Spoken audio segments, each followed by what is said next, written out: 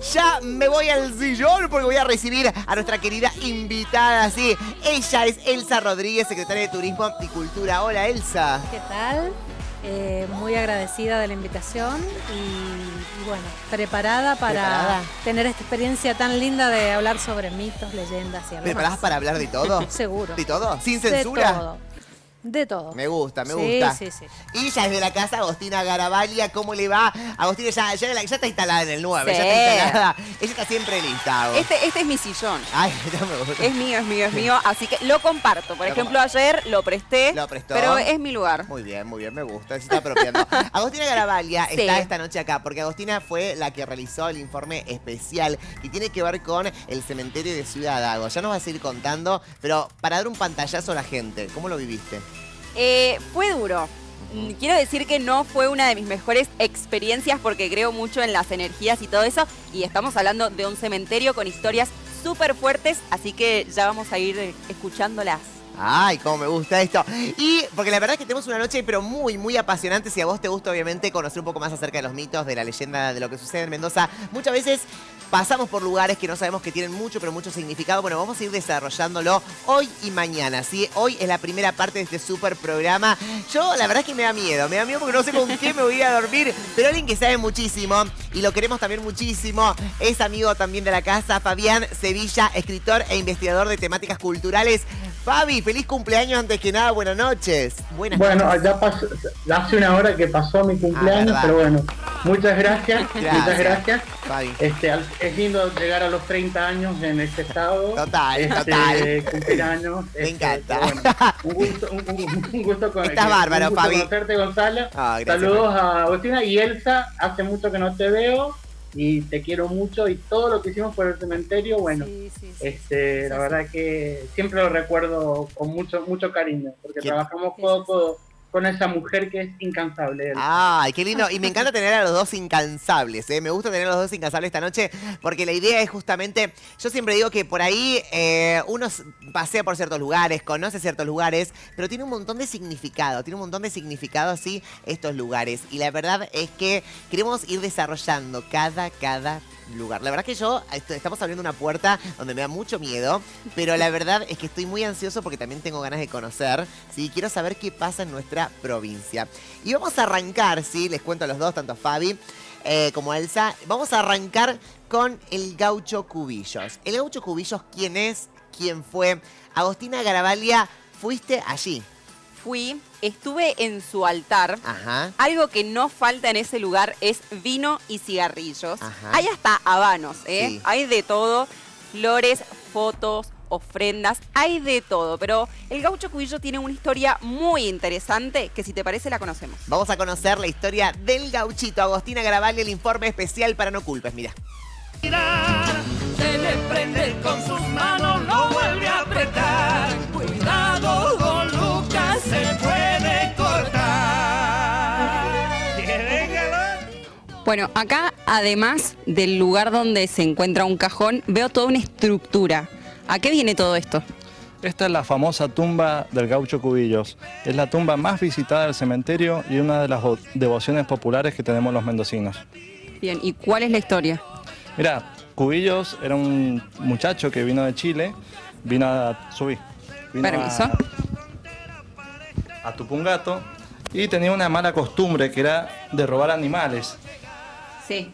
Robaba animales para dársela a los pobres. Les convidaba, era una especie de Robin Hood de la provincia.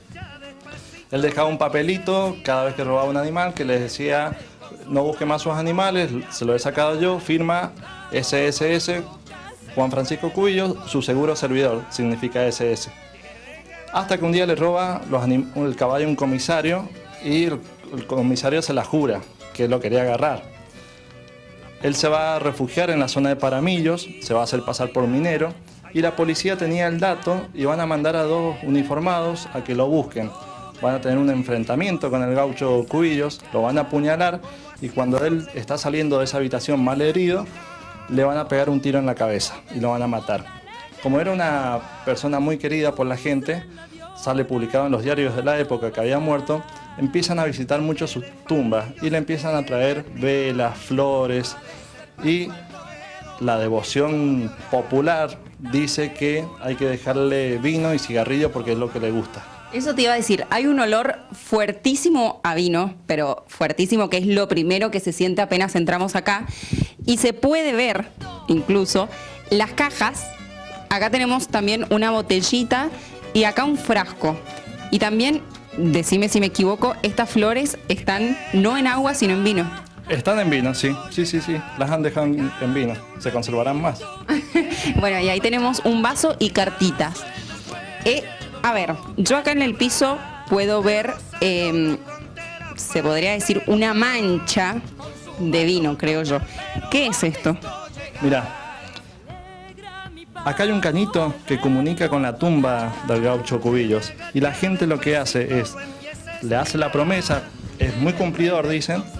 Entonces vienen y le ponen vino. Con su bandoneón carpero lo han visto llegar. Se alegra mi pago al verlo tocar. Se le agacha despacito, lo empieza a estirar.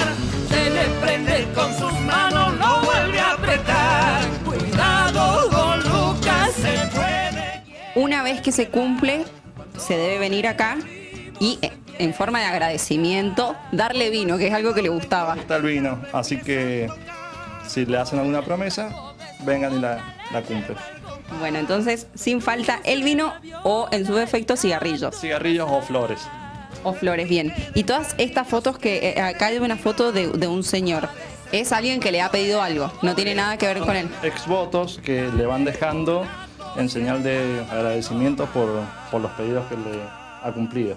Acá tenemos cartitas también, un camión, distintas cosas que le van dejando para que en señal de agradecimiento. Gato la quiero enredar, cuando me le arrimo se empieza a alejar. Como haciéndole cosquilla lo empieza a tocar. Con el taco de su bota le lleva el compás. Se luce en la viola el jazz. Guau, qué buen informe, Agostina. La verdad es que me encantó, no lo conocíamos. Y voy a preguntarle sí a Elsa. Elsa, ¿quién fue el gaucho Cubillos? ¿Quién fue? ¿Por qué la gente va tanto a ese lugar? Justamente el gaucho Cubillos es considerado como, digamos, el santo de aquellos que están fuera de la ley, podríamos decirlo. Por eso se dice que hay mucha gente que al estar presa invoca de pronto a este santo popular pidiendo por su libertad. Ah, no sabía eso. También, o sea, es como un santo de los presos. Exactamente. Ajá, mira vos. Relacionado, digamos, con esa devoción popular. Así también gran cantidad de jóvenes que tienen que rendir algún examen se encomiendan al gauchito Cubillos con el fin de que les ayude a superar la prueba y dejan cartas justamente con estas solicitudes. Ah, mirá. También es considerado el santo de los estudiantes que están por examinarse. Ahora lo están viendo todo el mundo, ¿viste? Con la estampita ya. Aquellos que tienen que empezar las clases o que deben materia para febrero ya le están rezando, ya le están ahí. Alguien más para rezarle. Claro, alguien más para rezarle. Fabián, ¿cómo se volvió tan popular en nuestro cementerio acá en Mendoza? ¿Cómo llega, digamos, la tumba acá? Mira, primero vamos a hablar con todas las palabras, vamos a hablar en términos históricos. Sí, vos corregime porque yo... No corregimos, vamos a poner en contexto lo que hoy es un santo profano, como le decimos en las investigaciones folclóricas. Sí. Tiene una historia, primero tiene una historia en una vida humana. Francisco Cubillos es un chileno nacido Quirca, es decir, cerca de 1878 en Chile, y ya hacia 1880 está actuando de este lado de la cordillera y no era un muchacho, era un forajido. Es más, la imagen que está ahí en el altar del atrio, ahí te voy a decir, ahí hay el altar está dentro de una ermita, lo que está contenido por una ermita, o sea. Lo que acabamos de ver. Esto es una ermita. Y adentro hay un altar que está en una tumba, no es el emplazamiento original de la tumba, no es la tumba original está partida y a un costado de la ermita, porque originalmente él estaba enterrado más hacia, sería bueno, a 2 o 3 metros de donde está la ermita. Sí. Él era ladrón de ganado, un ladrón, un asaltante rural. Entró y salió a la penitenciaría muchas veces, tanto es así que gracias a eso conocemos la fisionomía de Francisco Cubillos, que es ese dibujo que está en la tumba, que está basado en la foto que le tomaron en una de sus últimas entradas en la penitenciaría. O sea, él se viene a enmarcar dentro del arquetipo de Robin Hood. Gauchitos Cubillos hay en toda la Argentina, sí, y en todo el mundo. Ajá. Y, a ver, cuando nosotros tratamos de explicar estos personajes, nos basamos en arquetipos. ¿Por qué? Porque al ser productos o creaciones culturales, responden a un arquetipo. Entonces vamos a ver que hay gauchitos Cubillos en San Juan, bueno, vamos a ver gauchos milagrosos en otras provincias, y en otras partes del mundo vamos a ver Robin Hood, ¿me entendés? Total. A él lo que le pasó, porque era popular, porque es la época.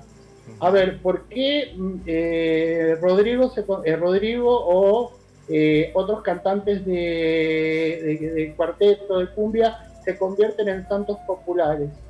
Porque tienen casi siempre una muerte trágica, porque en vida han sido representantes de una parte del pueblo que no tiene voz, que no tiene micrófono, que no tiene escenario, que no está bajo la luz.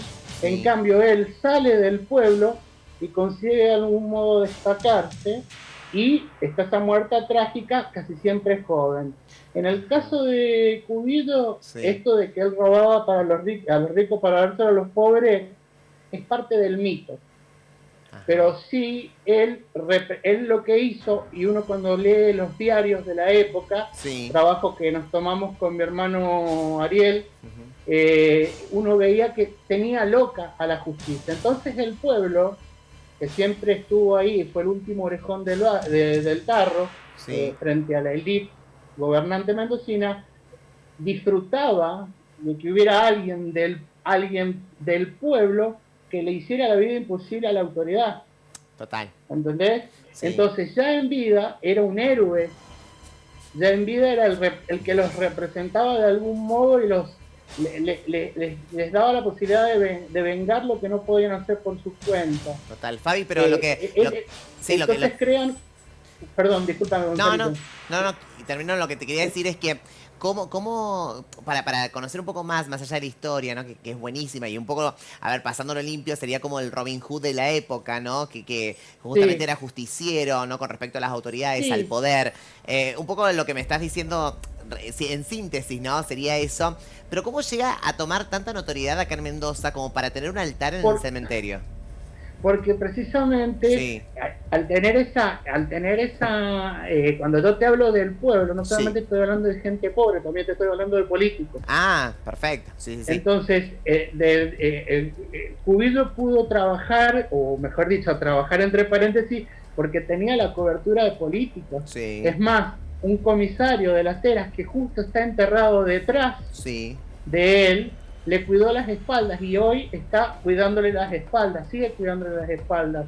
Entonces, no es raro que Francisco Cubillo hubiera trabajado, contratado para gente de poder. Tanto es así que en el momento en que se muere, que a él lo matan, que a él lo fusilan, porque lo de él fue un fusilamiento, ya un asesinato con saña, al día siguiente se conforma una comisión pro monumento en memoria de Francisco Cubillo. Ah, mira vos.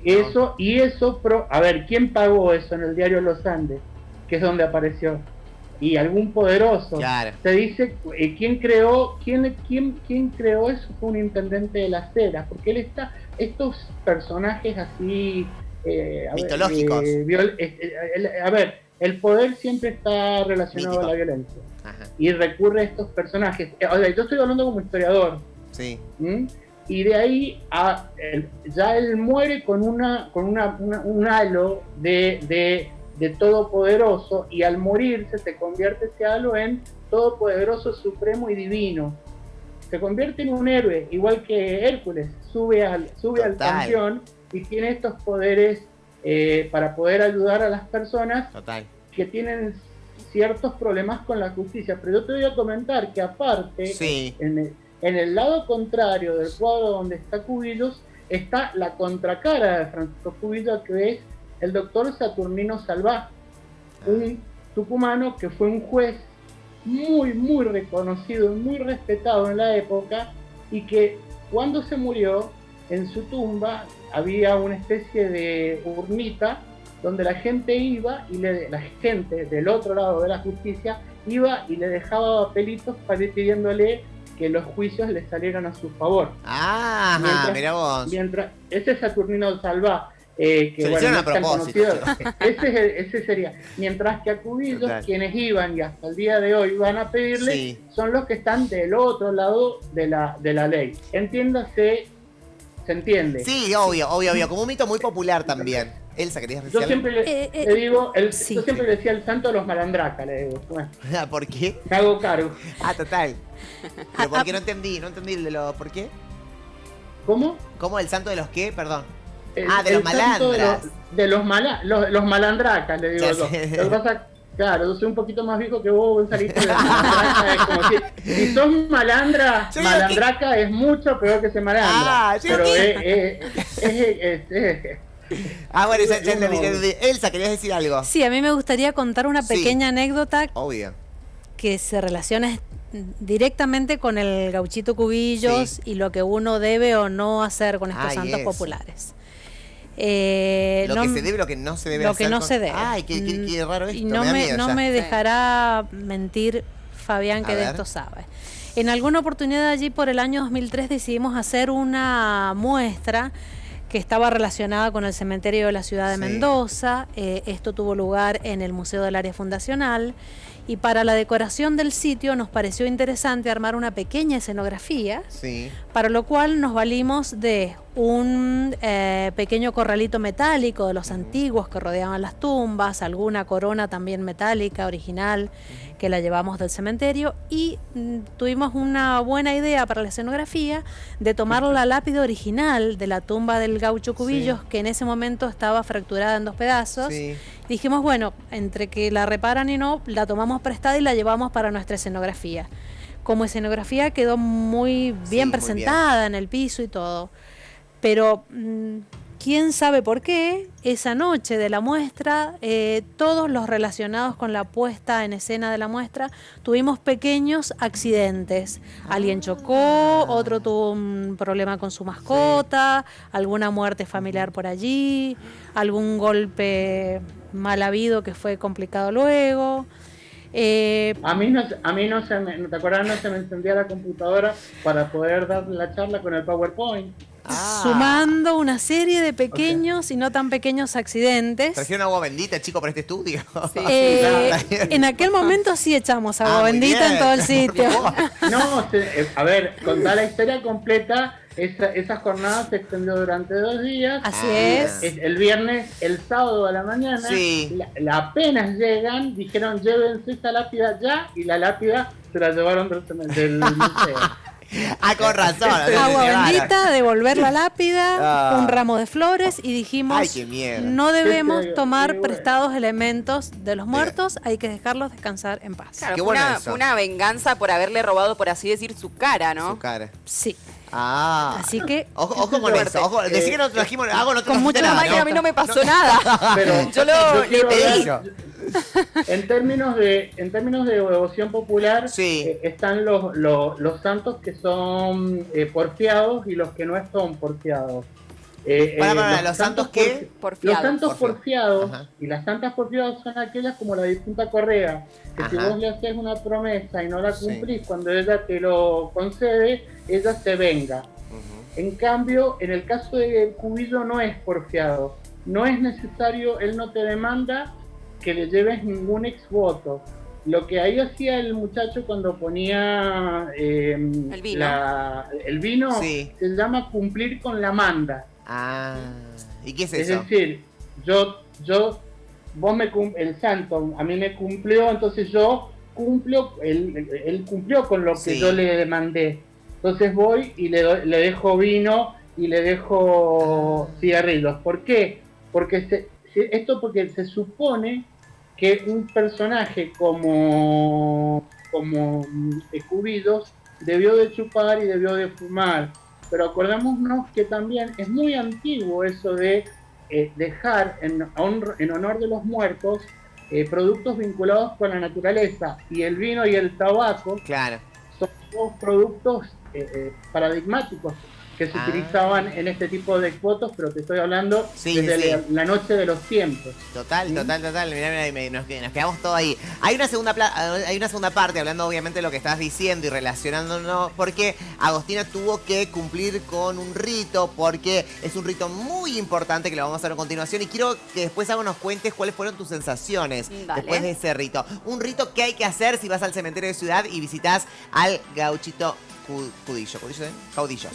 Cubillo, perdón, chicos, Cubillo. Perdón, ya me agarró algo, pero lo voy a decir bien por las dudas. Cubillos, perdón, vamos al take. ¡Gatito!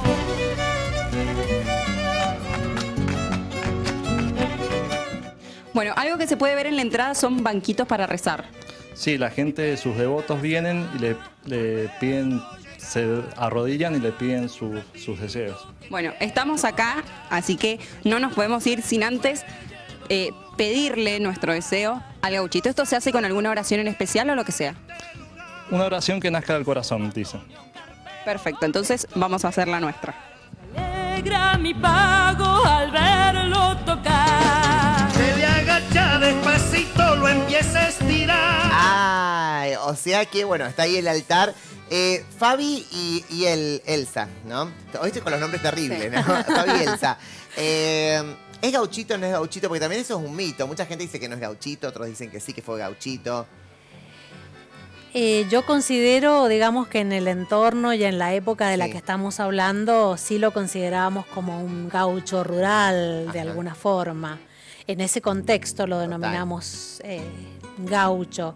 Por la época en la que se desarrolló su actividad y se desarrolló su fama, su mala fama. Es por eso, para mí es gauchito. ¿Coincidís, Fabi? No es gaucho. O sea, él nunca fue gaucho, él nunca laburó. El gaucho laburaba. Lo que sí, me encantó la definición, chicos. Vamos a aclarar, no laburó, o sea, nunca laburó en su vida. No. Lo que pasa es que lo que dice el cita tiene razón. Recordemos que estamos hablando de la década de entre 1880 y 1900, donde el delito de gauchismo existía. Cuando a si vos andabas por el campo y te encontraban sin trabajar, y tenías que tener una boleta que se llamaba boleta de conchavo, donde tu patrón tenía que decir que estabas yendo y viniendo haciendo algún trámite, porque si no te mandaban directamente a los puentes. A los fuertes, como le pasó a Martín Fierro. En el caso de las mujeres, y esto hay que decirlo porque en la historia, aunque la gente no lo sepa, hubo muchas mujeres, y hay que hablar de las mujeres en la historia. Las mujeres eran enviadas a los fuertes para no solamente dar de comer y lavarle la ropa a los hombres, sino también para servir como prostitutas. Entonces en el caso de Cubillo, de Francisco de Gaucho, tenía lo que yo puedo tener de Messi o de no sé qué, la princesa Elsa de Frozen. Lo que pasa es que es lo que dice el cita lo siguiente. En la época, ser gaucho para cierta parte de la sociedad era ser un delincuente. El gaucho no trabajaba, el gaucho molestaba. Mira, fíjate, esto es mucho más profundo históricamente, pero fíjate, ante una Pampa, una Patagonia que pronto pasa a ser alambrada, pasa a ser propiedad de intereses ya no solo de la élite local, sino de la élite inglesa que estaba construyendo el ferrocarril. Este tipo que iba y venía con la libertad de Martín Fierro, porque así era, en el caballo, y hoy trabajaba acá, dentro de una semana trabajaba allá, molestaba. Total. Entonces, ¿qué pasó? Este tipo había que perseguirlo, se creó el delito de gauchismo, y decir gaucho en la época era sinónimo de delincuente. Delincuente, ladrón, por eso, claro. Por eso, cuando vos lees los diarios de la época siempre se habla, no se lo nombraba en el momento, gaucho, se lo llamaba Francisco Cubillo. Ajá, Una sí. vez que muere, o lo Sí. matan o lo fusilan, Sí. le ponen este gaucho que para el pueblo significaba todo lo contrario. Y existe el arquetipo del gauchito milagroso. Por ejemplo, el otro gauchito es el gauchito Gil. Ajá, sí, total. ¿Me entendés? Que Thank no you. han sido Sí. gauchos en el sentido de la palabra de trabajar, sino que han sido o desertores o forajidos, y se les puso la palabra gaucho, Gaucho. porque era una palabra ofensiva. Total. Y Fausto, bueno, Sí. Facundo, ¿no? El libro, ¿no? Que habla tan muy mal de los gauchos, Claro, de Martín claro, Fierro sí, sí, sí, específicamente. sí. Bueno, habla un poco de eso. Vamos ahora sí, atención, porque salimos del gauchito, sí, la verdad. Sí. Ay, chicos, nos quedamos hablando un montón de cosas, pero resulta que Hago salió a trabajar y hay que aprovechar ese Sí, informe obvio. también, que está tan rico, porque mucha gente Sí. no va a los cementerios o no los visita. Bueno, hay un plan para que puedan ir, obviamente, la parte Sí. turística, que puedan ir todos los mendocinos. Hay guías hoy, pero muchos no se animan, así que lo están mirando en este momento. Y vamos a hablar del corazón del Encinas. Ay, ay, ay, ay, ay, ay, ay. El famoso corazón, porque algo pasó allí y Agostina Garavaglia lo cuenta en este informe especial.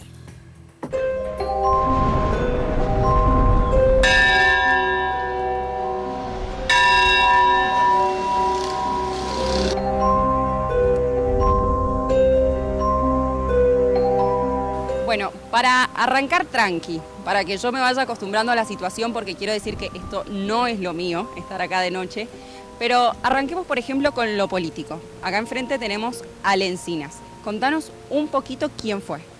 Lencinas fue un gobernador, su papá y su hijo, en verdad, fueron gobernadores. Tenemos a José Néstor y Carlos Washington Lencinas.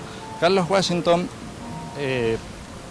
luego llegó al Senado de la Nación y va a morir, lamentablemente, en la provincia de Mendoza, asesinado. Se dirige al Círculo de Armas, frente a la Plaza San Martín. Va a haber una serie de discursos, unos oradores, y por último se asoma él al balcón, se va a escuchar un Viva Irigoyen y un tiroteo. Y ahí va a caer muerto él, lo van a recostar sobre la mesa de billar de ese Círculo de Armas, pero ya estaba muerto. Luego lo van a llevar al Hospital Provincial Emilio Civit, en el Parque San Martín, y le van a realizar la autopsia. Le van a sacar el corazón porque recibe un disparo que le da en la zona del pecho, y lo van a, por ser gobernador de la provincia, por haber sido gobernador de la provincia, lo van a embalsamar y se va a realizar el velatorio en el domicilio de la familia. Es verdad que hay dos relatos en cuanto a su muerte. Una que fue algo político y otra cosa que fue algo romántico o más personal. Sí, la parte política, bueno, como te decía, él tenía enfrentamientos con Irigoyen y se lo va a acusar al gobierno nacional de ser el mentor de la muerte de Lencinas. Pero también está la parte personal, pasional. Había un hombre, un tal José Cáceres, que días antes había dicho que se iba a vengar de Lencinas porque, según parece o según dicen, Lencinas había tenido un romance con su esposa y le había faltado a su honor. La tumba del coronel Ambrosio Sandes. Sandes, ya que estamos acá, quiero que me digas, ¿es mito o verdad que asesinó pueblos enteros? Sí, en Córdoba... Vamos con que tiene que ver con... Hay dos partes, vamos a ir de a poco, sí, vamos a ir de a poco con este informe, pero el corazón de Lencinas, ¿fue tan así como lo cuenta? Bueno, obviamente que lo cuenta un especialista, pero ¿se vivió tan así, Fabi? Mirá, el tema fue así, tal cual lo relató el guía. Sí. La verdad que es un momento de la historia argentina apasionante. Sí. A ver, nosotros sabemos que la Unión Cívica Radical fue el primer partido moderno político en la Argentina, pero nació partido entre aquellos que se fueron con Mitre y otros seguidores, y después los que siguieron a Alem. En el caso de Lencinas, el lencinismo es una extinción que sigue precisamente Alem, y es la rama más popular del Partido Radical. Es más, va a ser el partido, le va a dar los votos en la década del 40 al Partido Laborista para que asuma el primer peronismo. se asemeja mucho al peronismo, el lencinismo. Y la devoción que el llamado gaucho Lencina y su hijo, Carlos Washington Lencina, el gauchito, Sí. era increíble, pero porque ellos entendieron la política de otro modo. Ellos hicieron política como se hace política hoy. Los mitos dicen que en el caso de Carlos Washington Lencina, para ganar adeptos, viajaba por toda la provincia y se llevaba muchos sacos, y cada vez que bajaba y estaba con alguien, hacía un gesto de desprendimiento y le regalaba el saco. Se subía, se ponía otro saco, que llegaba a almorzar o a cenar hasta 20 veces por día. Pero hay algo también muy importante: él fue el primer político que les habló desde el caballo. Hablaba desde el caballo al pueblo. Entonces el pueblo se identificó con él. Entonces la gente sentía devoción, y cuando lo mataron a él, es como si podría ser comparable con la muerte, la cobertura que se hizo periodística acá en Mendoza, fue comparable con la que se puede haber hecho en su época, en otra proporción, con Kennedy. A ver, en la historia argentina, afortunadamente no hay muchos asesinatos de gobernadores, y aparte... Este fue el primer, Fabi, este fue el primer asesinato el primer asesinato político de la época, me refiero a un gobernador de una provincia argentina. El siglo XIX está lleno de asesinatos políticos. Pero acá en Mendoza era común, digo, o este fue el primero, acá en Mendoza me refiero. Y acá en Mendoza asesinatos políticos, no, hubo, lo que pasa es que había que, en los distintos momentos, habría que ver si el fusilamiento, por ejemplo, los hermanos Carrera, ¿cómo se toma? Como un asesinato, como una venganza, como un fusilamiento. Entonces no, claro. Es un punto oscuro de la historia. Por ejemplo, decir, a ver, qué sé yo, si tal fusilamiento fue un fusilamiento, una venganza, y fue un asesinato, ¿entendés? Entonces yo te diría, asesinado fuera de un contexto de guerra o de un contexto político, sí fue el primer asesinato, y no volvimos a tener otro tipo de suceso. Entonces, cuando él muere... claro, eso te quería decir un poco más. Cuando muere, cuando lo asesinan. Sí, cuando lo asesinan. Claro, fíjate, pero volvemos a repetir, Gonzalito, lo anterior con el gaucho. Este es otro tipo de gaucho. A él le decían gaucho porque el padre, que era Néstor Lencina, tenía terrenos en San Carlos y estaban allá, y era el gaucho. La gente de la ciudad, los niños ricos de la ciudad, le decían a él, a Carlos, al padre Néstor, el gaucho. Y cuando él viene a estudiar al colegio acá en Mendoza, los niños ricos de la élite le decían el gauchito, también de manera despectiva. Fíjate cómo se usaba la palabra gaucho. Cuando él se muere, lo primero que pasa, el juez ordena quitarle el corazón como prueba de la causa. ¿Y qué pasa? La gente se empieza a ver un rumor de que la gente quiere apropiarse de ese corazón como una especie de fetiche.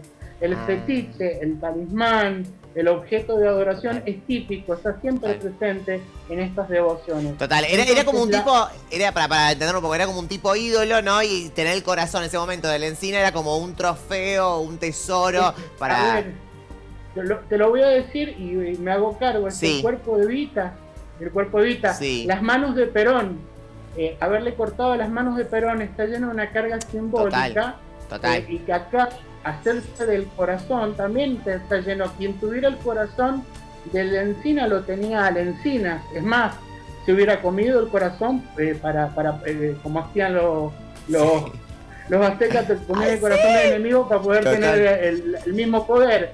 Pero ¿qué pasa? Ante este rumor, la madre de Carlos Washington Lencina, pobre mujer, porque Fidela Pico de Lencina fue esposa de un gobernador y madre de un gobernador. Es decir, ella fue 2 veces gobernadora, como se dice. ¿Sabías vos que nosotros no tenemos primera dama? Nosotros tenemos gobernadora. Fidela Pico, la mamá de Carlos Washington Lencina, le ruega al juez que por favor devuelva el corazón, porque si no va a haber desmanes de aquellos que quieren robárselo. Entonces, la tradición dice que hoy, a los pies de Carlos Washington, del cuerpo, o lo que debe quedar del cuerpo de Carlos Washington Lencina, hay un frasco con el corazón. Fabi, y volviendo un poco más a la muerte, a ese momento, como dijo Jesús, hay dos versiones. ¿Se sabe cuál es realmente? ¿Se sabe quién lo mató? ¿Quién le disparó? No, son hipótesis, porque cuando uno estudia las fuentes, en ese momento las fuentes más fidedignas son los diarios estaban divididos, incluso el lencinismo tenía un diario, la directora, ¿ustedes sabían eso? Era la madre, Fidela Picot, adelantada, un diario político dirigido por una mujer en Mendoza. Ah, mira. Qué interesante que es la historia de Mendoza. ¡Ay, tan rica! ¿Y qué Yo salgo culto de acá. Yo salgo tan culto. Claro, han tenido las mujeres en nuestra historia y desgraciadamente no se las aprovecha. Solo escriben los hombres y los ganadores. Bueno, para Fabi, para que Elsa quería aportar algo. Hay un dato no menor que yo quería acotar referido a esta, digamos, cualidad de querer endiosar de alguna manera a estos personajes fallecidos, en este caso a Lencinas, que se cuenta que en la época que estaba muy de boga el espiritismo, toman la tela de la mesa de billar a donde él había sido apoyado y esa mesa manchada en sangre, y con esa tela intentan hacer algunos rituales espiritistas para intentar revivirlo o llamar a su espíritu. No sabía eso. Está relacionado con una mística de la época. ¿Pero qué existía? Es un dato tan bello que acaba de dar Elsa. Tan rico. Este es el momento precisamente... si bien estamos desde el inicios del siglo XX, el espiritismo era una costumbre practicada sobre todo como algo más snob. Estamos viviendo una época, por decirlo así, cientificista, donde todo tenía que ser demostrado.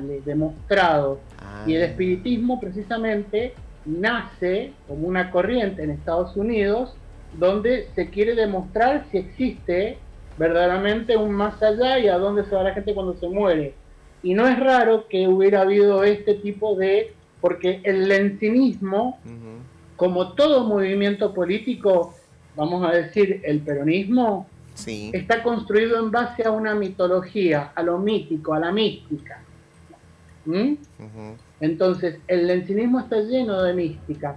Y lo que dice Elsa es hermoso. Y una cosa más que me parece que es pertinente, que no quiero que se me pase en este personaje. Si nos enfocamos en el padre de Carlos Washington, en José Néstor, cuentan, y está documentado, que él en un momento viniendo desde un viaje en barco desde Europa, tiene un sueño muy, muy vívido donde se le representa la escena que le anuncia que él va a ser gobernador y que va a estar en un sitio de poder muy importante.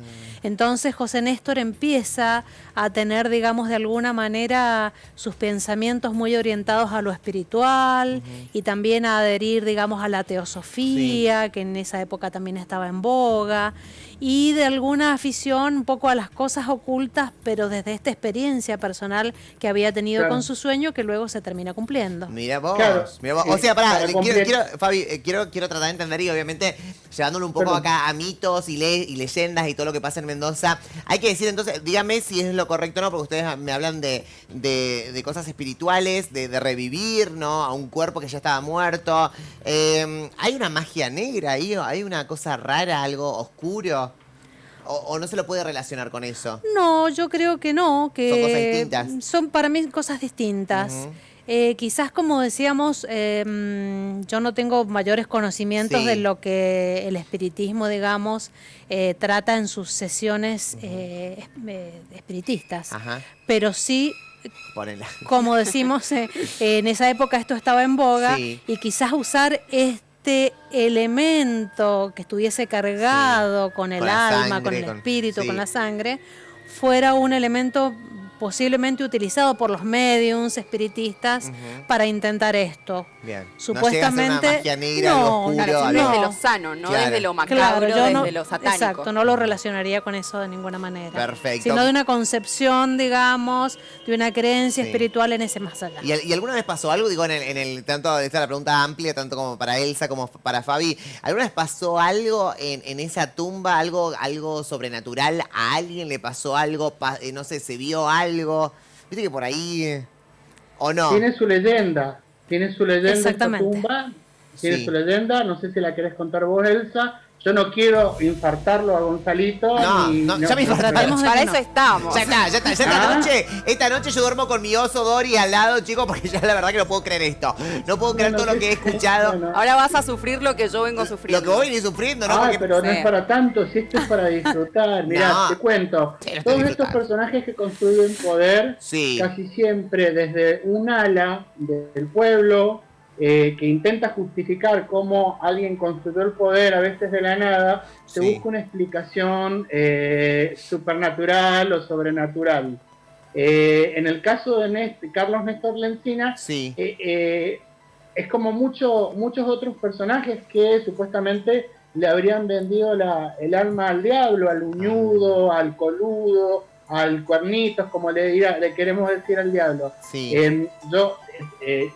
¿Cuál es lo que la tradición oral decía? Que cuando vos te acercás al mausoleo de los Lencinas, Sí. en las noches se escuchan el sonido de monedas cayendo dentro de un balde, porque supuestamente el alma de Lencinas todavía le está pagando moneda por moneda y a toda la eternidad todo lo que le debe al diablo. Ah. Pero eso es lo maravilloso de los cementerios.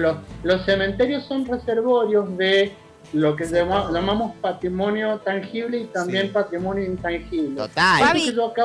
Esto que acabo de contar, Sí. hay que seguir contándolo porque es parte de nuestro patrimonio intangible como mendocinos. Obvio, y además ahí te Sí, dejo algo, sí, pero sí. digo, me imagino mucha gente que nos está mirando en este momento y que por ahí nunca en su vida, ¿sí? O está conociendo a Lencinas, o está conociendo acerca del corazón.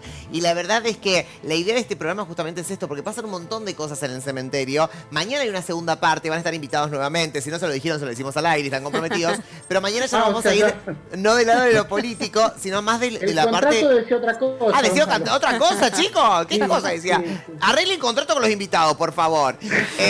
Pero lo que digo es que mañana vamos a ver otra parte que tiene que ver con... Es mucho más heavy que esta parte, porque está la parte política, la parte un poco de la historia.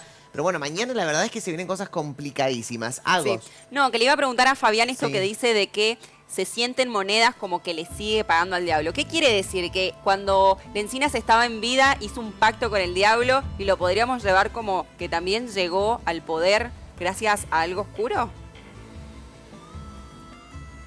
Lo que pasa es que el poder siempre tiene una faceta, dice que el poder no está siempre explicado y siempre nosotros tendemos a explicar aquello que no se nos dice, lo completamos y ahí nace el mito.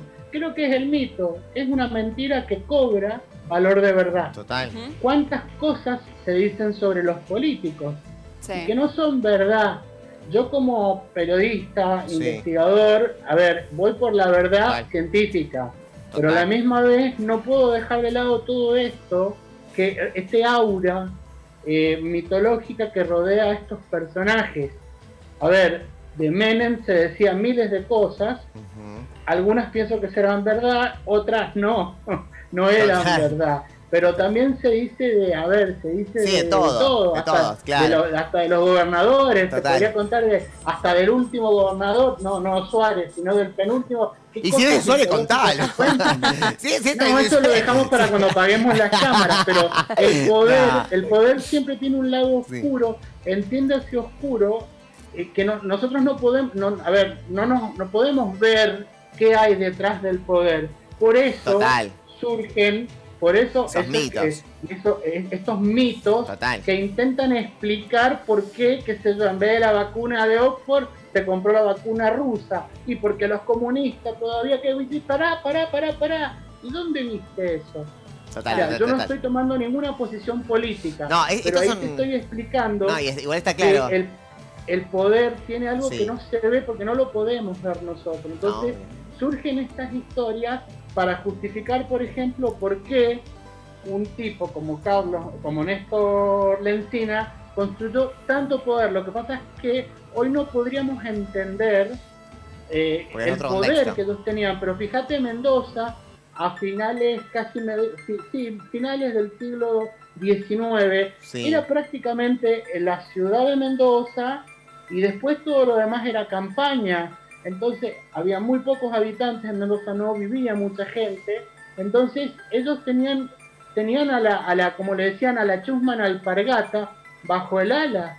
Era mucha la gente pobre, entonces eran personas muy poderosas. ¿Cómo se explica la construcción de ese poder desde un punto de vista no racional, desde un punto de vista no periodístico de reconstrucción histórica, y desde lo mitológico? Ay, total.